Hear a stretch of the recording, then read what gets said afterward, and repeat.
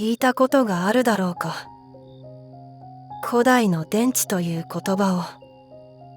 それは2000年以上も前、今の常識ではありえないとされる時代に、イラク、つまりかつてのメソポタミアの大地に埋もれていた。現代の科学すら明確な答えを出せない。それはまるで何かを伝えようとするかのように、静かに、そして確かにその場にあった。これは20世紀の発見でありながら、あまりに古く、あまりに神秘的すぎて、未だに教科書に載らない歴史の物語。バグダッド電池。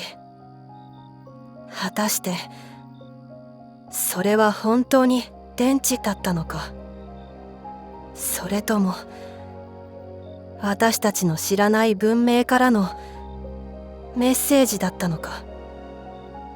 舞台は1930年代のイラク、首都バグダッドの近郊、クジャットラブヤという場所の地下から、考古学者ヴィルヘルム・ケーニッヒによってそれは発見された。小さな素焼きの壺、高さ15センチほどの特に目立たない異物だが、内部には鉄の棒と銅の筒、まるで現代の乾電池を彷彿とさせる構造だった。しかもその壺の内部には酸性の液体が入っていた痕跡が残されていたという。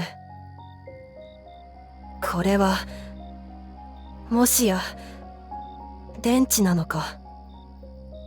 ケーニッヒの胸をよぎった仮説は、当時の常識を根底から揺るがすものだった。20世紀後半、バグダッド電池の再現実験が行われた。酸性の液体、酢やレモン汁などを加えると、実際に微弱な電流が発生した。つまり構造上、電池として機能することは証明されたのだ。しかし問題はそこからだった。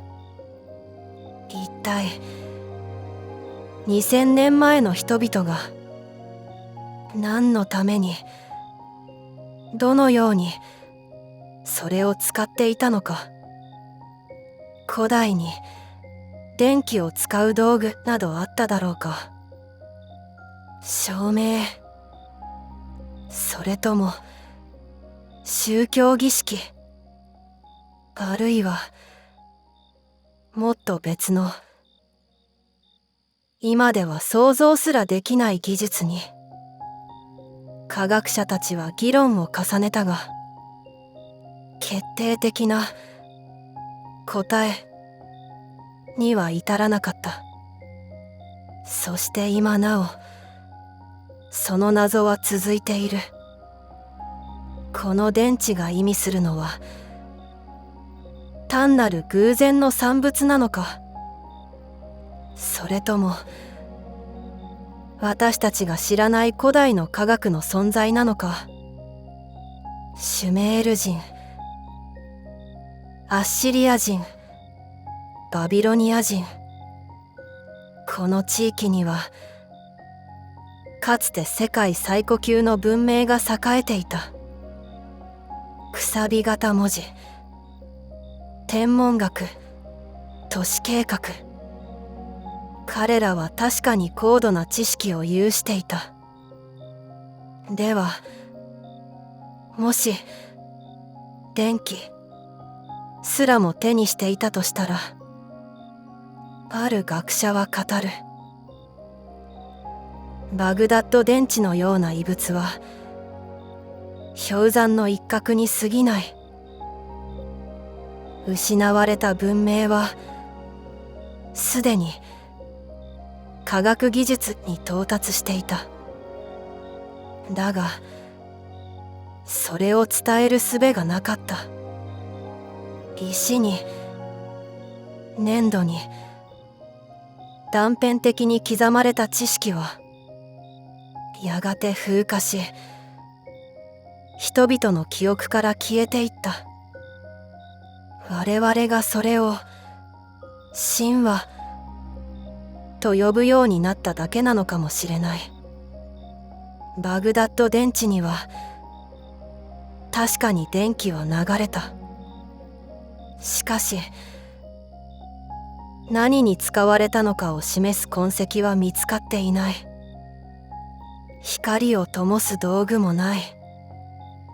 回路もなければ導線もない。そう、電池としては成立するが、それを活用した形跡がないのだ。だからこそ会議派は言う。これはただの宗教的容器だ。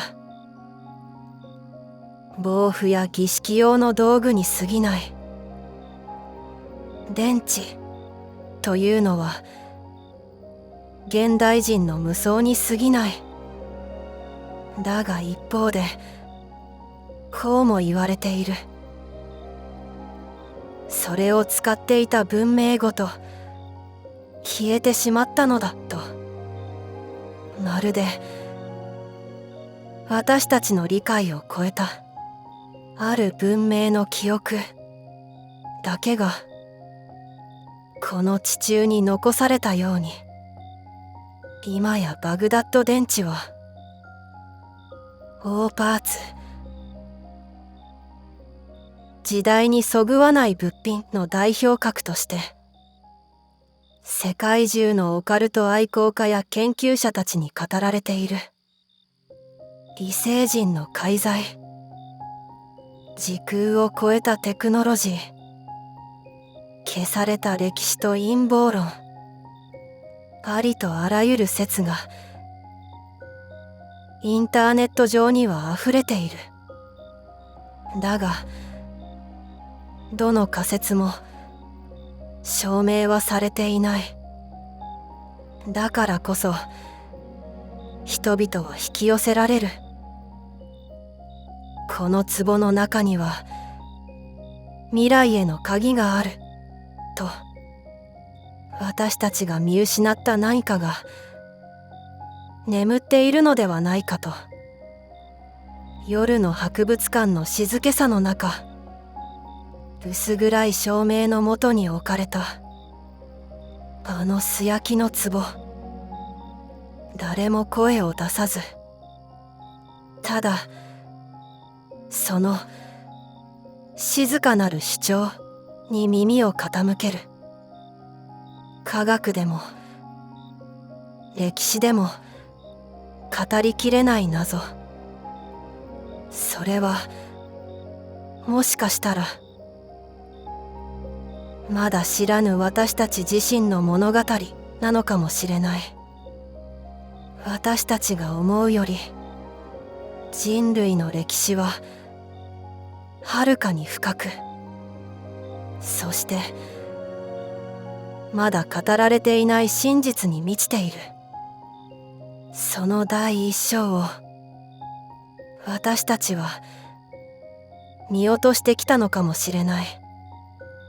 そしてあのバグダッドの壺は静かにその続きを語りかけているのだ。おしまい。